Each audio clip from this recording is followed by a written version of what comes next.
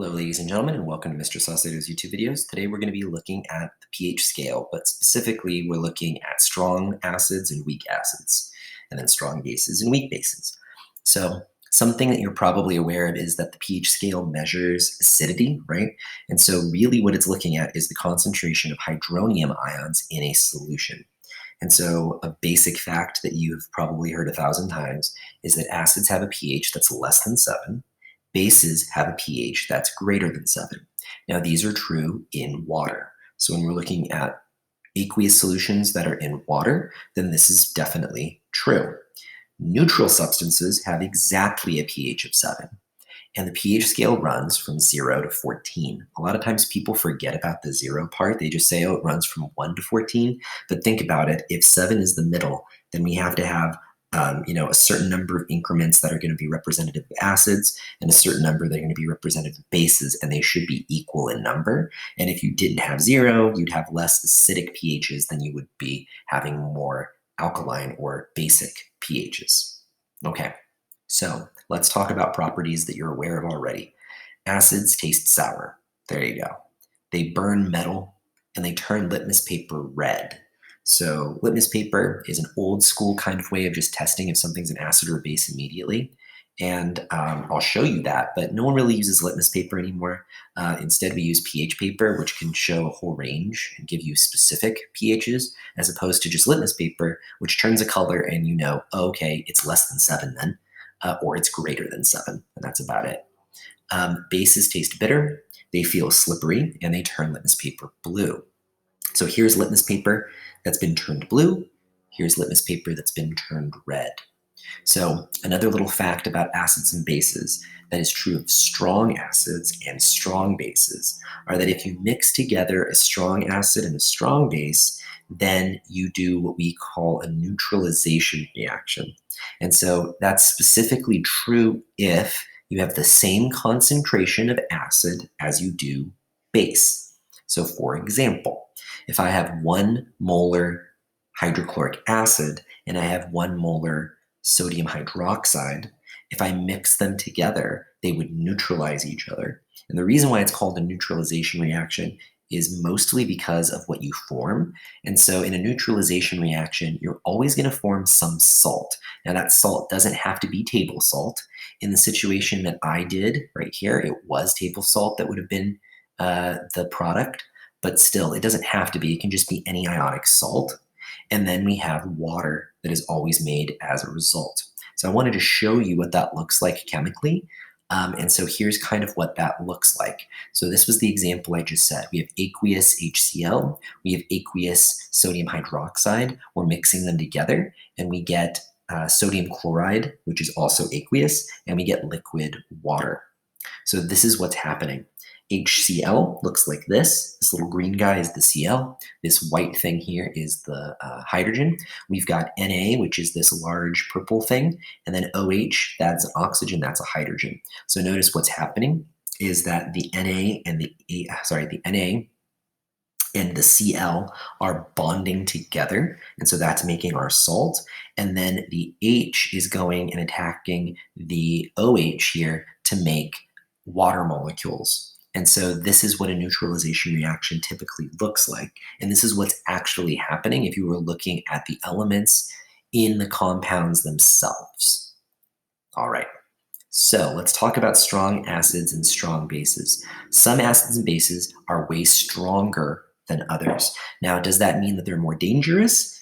Kind of, but really what we're talking about is the strength of their electrolytes.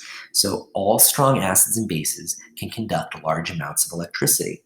So for example, if I have a little beaker of, let's say vinegar, which is a weak acid, and I have a beaker of HCl, hydrochloric acid, the ions that are floating around in the HCl are going to conduct more electricity than they would if I was putting that same exact little measuring device inside of the vinegar. The vinegar would conduct less electricity.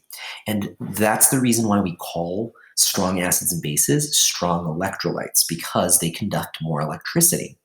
Now, the reason why they conduct more electricity is because strong electrolytes completely dissociate into ions, which means that they completely break apart when they're dissolved in water. And that's the reason why they conduct so much electricity. So here we have like a sample of, let's say, HCl. Notice all the positives and negatives are all separated from each other. And we have a little light bulb that we are using as our measuring device of how strong the electricity is.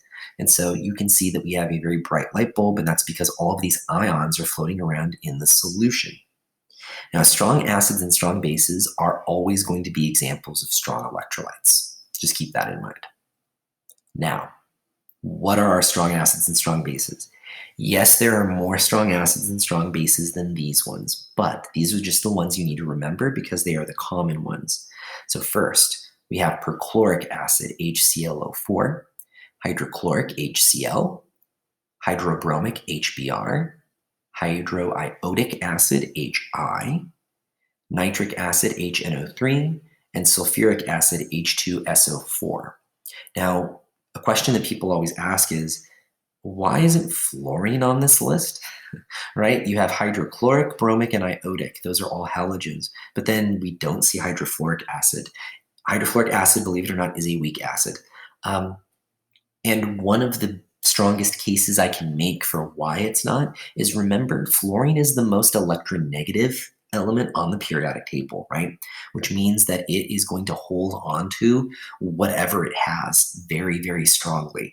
And so it does not want to give up its hydrogen, whereas these guys will easily give up their hydrogens in order to react with almost anything. What about our bases? Our bases are sodium hydroxide, NaOH, lithium hydroxide, LiOH, potassium hydroxide, KOH. Notice these are all alkali metals, Na, Li, and K. Then we've got calcium hydroxide, strontium hydroxide, and barium hydroxide. Again, these are all alkaline earth metals.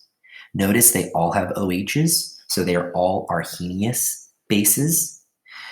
And again, if we were to mix them together, it doesn't matter which ones I mix together, I would always make water. So this hydrogen would attack the OH to make a water molecule always. And then this Na would go with the ClO4 to make sodium perchlorate, which would be an example of a salt, let's say. Okay, but again, I can mix any of these together and get a neutralization reaction. Okay, what about weak acids and weak bases? So they conduct very little electricity. In solution, they are termed weak electrolytes. And these, if we're comparing them to each other, you have very few dissociated ions in a weak electrolyte. Notice that we have our little light bulb is a little bit less bright. Whereas if we're looking at the strong electrolytes, we have total dissociation. We have a lot of pluses and minuses, and so we have a lot brighter of a light bulb. Now, weak electrolytes partially dissociate. Now, how partially do they dissociate? Only about 1% of them break apart. So that would mean that if we had 100 molecules of vinegar, let's say, only one of those molecules of vinegar would actually break apart into an acetate ion, and then a hydrogen ion. And so you would have very little dissociation happening. And so that's a weak electrolyte versus a strong electrolyte.